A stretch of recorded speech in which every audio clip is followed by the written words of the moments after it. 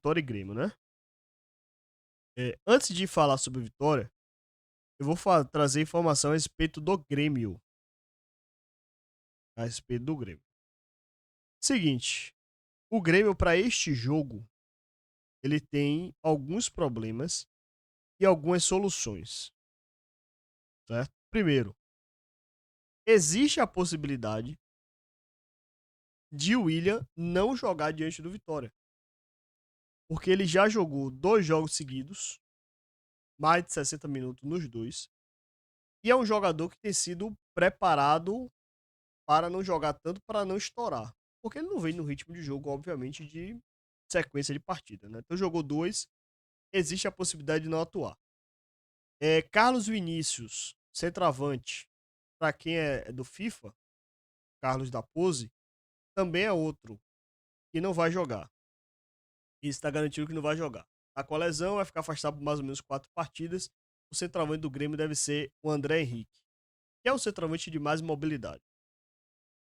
O Grêmio prepara o Cuejá para poder, no mínimo, ser relacionado, ele que vier lesionado.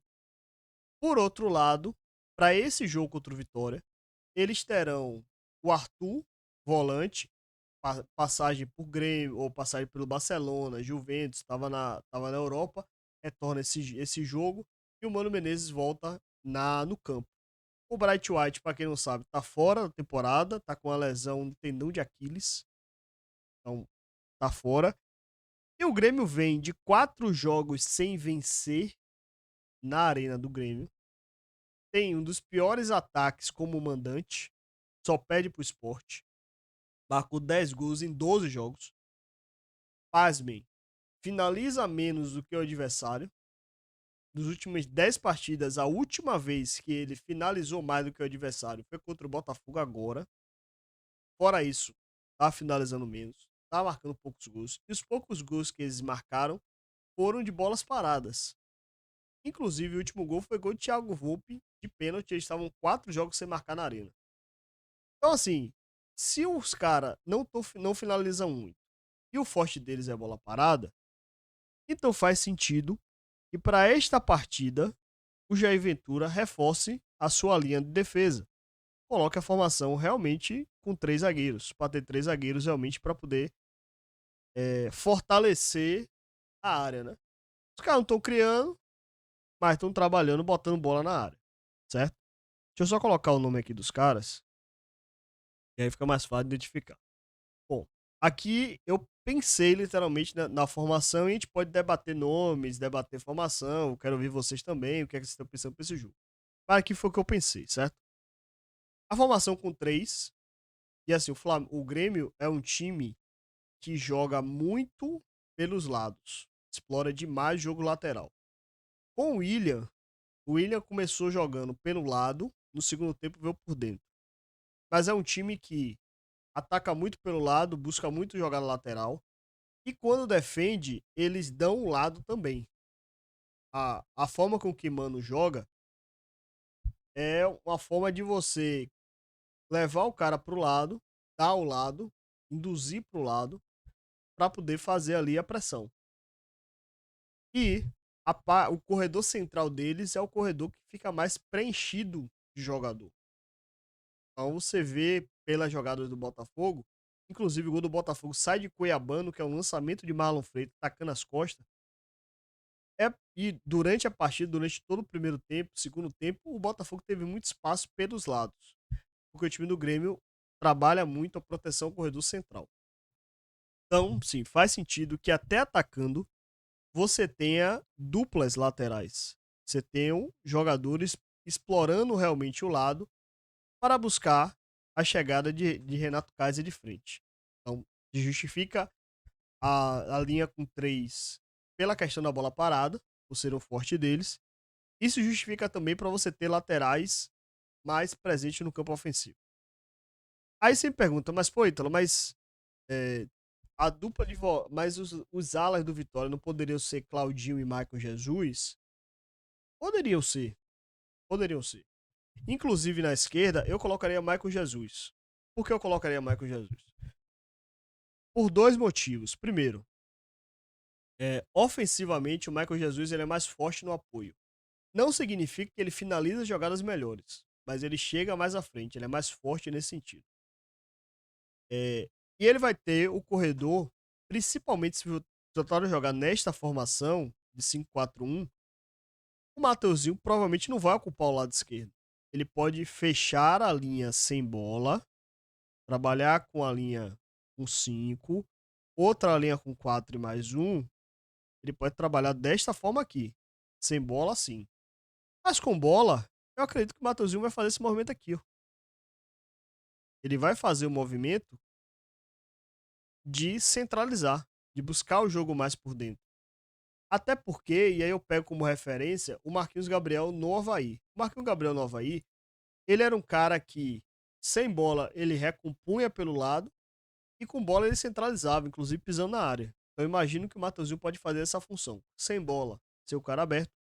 Com bola, o cara que centraliza. Ou seja, você vai ter o corredor esquerdo livre para poder atacar. E o Michael Jesus, ele ataca melhor em termos de força. Qualidade de finalização, acho que Ramon ainda assim consegue finalizar, consegue concluir melhor as jogadas, no sentido de um cruzamento, de um passe. Só que assim, defensivamente, Ramon e Michael Jesus hoje não tá me diferenciando absolutamente nada. A diferença hoje é nula de um pro outro. Antigamente, eu tava falando, inclusive, eu tava. Quando vocês me perguntaram aqui na live, mas, pô, Ítalo, mas existe diferença entre Michael Jesus e Ramon?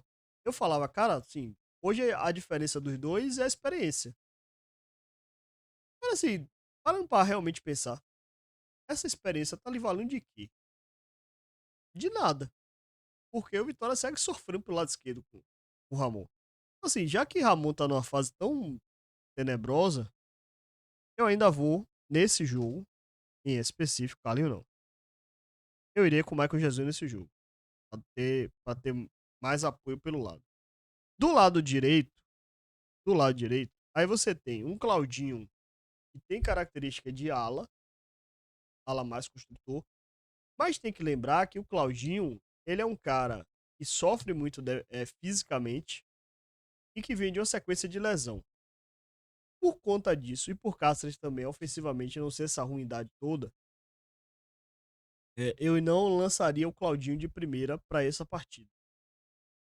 Então, assim, eu manteria Cáceres do lado direito por conta dessa questão física.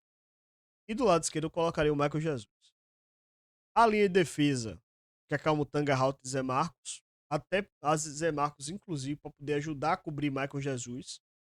Você vai ter um zagueiro canhoto para poder cobrir a saída do lateral. Então colocaria os três. Cabedu, cabe. Pode caber, mas eu acho difícil que o Jair Ventura chegue e saque o capitão do time. Ele pode com o tempo fazer isso? Pode. Mas eu acho difícil que ele no primeiro jogo faça isso. Na volância, aqui para mim tem uma das dúvidas, né? Você tem Baralhas, que para mim vai ser titular de Jair Ventura durante até o final do ano. E tem o segundo volante. O segundo volante, Ronald, ele tem problemas na marcação, né? Ronald é o volante que não corre para ninguém. Ronald, como eu já mostrei há umas 2 lives atrás, no gol do Fluminense, ele comete um erro clássico de marcação. E é um jogador que cometeu aquela indisciplina na última partida diante do Fluminense e que tem cometido erros em série com o time. Então faria sentido você colocar o William Oliveira ao invés de Ronald. Não ficaria abismado se ele fizesse isso, até para ter mais segurança e ter um jogo aéreo mais alto. E ter um cara mais alto para o jogo aéreo. Porque, querendo ou não, você ter ali os três zagueiros. Ronald é baixo, Mateuzinho baixo, Eric baixo, Kaiser não é alto. Cáceres também não é alto. Michael Jesus também não é alto. Então faria sentido que você colocasse o William Oliveira para ter uma altura a mais. Mas você saberia que com bola você sofreria muito. A fase de William Oliveira com bola é tenebrosa. Mas se é para ter mais segurança, sobretudo no começo do jogo, para você ter um time mais alto, mais seguro, não seria nenhum absurdo que ele começasse com William Oliveira e Baralhas. Certo? Não seria nenhum absurdo. No ataque, eu manteria o Oswaldo no banco, até para ter opção no segundo tempo. Para ter um cara com mais qualidade para poder jogar. Porque uma coisa é você olhar para o banco de reservas e você ter, sei lá, um Fábio, um Felipe Cardoso. Outra coisa é ter um Oswaldo. Pelo menos ali na velocidade, você tem alguém descansado, experiente, que possa segurar uma bola na frente, que possa dar um pique. Eu acho melhor do que eles. Eric tá numa fase boa, embora não tenha feito um grande partido dentro do Fluminense, mas tem feito gols importantes. Kaiser não tem como tirar do time. E Mateuzinho, embora os últimos jogos dele não seja as melhores a melhor fase dele, já viveu fases muito melhores no Vitória, mas Mateuzinho tá evoluindo. Então acho que dá para manter ele como titular, até para ele ganhar confiança, é um jogador importante, um jogador com rodagem, quilometragem, um cara que já conhece o Vitória, enfim. Acho que pelo histórico, Mateuzinho poderia ser esse cara para ser titular. Então, o meu time pro jogo do Grêmio seria esse. Arcanjo, Camutanga, Rauta, Zé Marcos, Cáceres, William Oliveira, Baralhas, Maicon Jesus, Eric, Mateuzinho e Kaiser. Não ficaria surpreso se o Jair Ventura abrisse mão dos 3 zagueiros e colocasse mais um volante. Ou seja, você não ter o Zé Marcos, e aí falando de outras possibilidades. O meu time seria esse. Mas, pensando em outras possibilidades. Não, Camutanga fica, pô. Pensando em outras possibilidades. Ele poderia. Opa! Ele poderia colocar um time assim, desse jeito? Poderia. Poderia colocar o time assim. Com 3 volantes, William Oliveira, Baralha e Ronald. 2 pontas, Mateuzinho e Eric. Na frente, Renato Kaiser. Pode jogar assim? Pode. Acho que é bem possível que ele jogue também dessa forma. Mas como ele falou que fez uma mudança em um setor, então por ele falar que fez uma mudança no setor, eu imagino que esse setor tenha sido a defesa. E aí eu tô pegando pela coletiva, né? Porque ele falou que mudou um setor e disse que perdeu 2 volantes importantes. Então, pelo número de volantes baixo, eu imagino que ele tenha colocado os 3 zagueiros. Eu acho muito difícil que para este jogo diante do Grêmio, ele escale a formação que vi muita gente comentando de você ter Renzo e Kaiser na frente. Eu acho bem difícil que ele faça isso, certo? Por ser fora de casa, por ser no jogo mais pegado, o primeiro jogo dele, eu acho que ele vai querer, no mínimo, conseguir uma pontuação, no mínimo conseguir um empate, que não seria o pior dos mundos, embora a nossa fase esteja clamando por uma vitória, mas o empate, a depender da situação, não seria ruim. Então você pode ter uma formação desse. Essa formação aqui eu acho muito improvável. Muito improvável. Se eu fosse apostar minhas fichas, iria na formação de 3 zagueiros. E se eu fosse apostar minha ficha ainda mais, eu pensaria que o Vitória pode entrar com este time. Né? Aí eu digo pensaria porque o Vitória finalizou a sua preparação. Não finalizou ainda a sua preparação. Vai viajar daqui a pouco para Porto Alegre. Só vai finalizar realmente o time lá em Porto Alegre. Amanhã, no treinamento do Internacional. Por enquanto, ainda no campo da especulação, né? Eu imagino que o time seja esse aqui. Ele tem uma possibilidade de escalar este time aqui pro jogo diante do Grêmio. E aí, o que, é que vocês acham desse time? O que é que vocês acham desse time aí? Digo aí. Acadêmico, eu quero conseguir enxergar qual o valor que Ronald agrega pro time. Tem mais qualidade, né?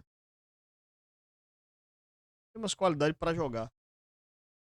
Ele teve um bom momento em transição contra o Palmeiras. Ele deu um bom passe. Quando ele entrou contra o Fortaleza, ele conseguiu construir bem. Mas assim, teve vídeo lampejos como a maioria do elenco, né, inclusive. Aí que Fábio tá machucado? Está machucado. Machucado. Eu não sei se ele se recuperou. Aí eu realmente preciso pesquisar, mas não sei se ele se recuperou.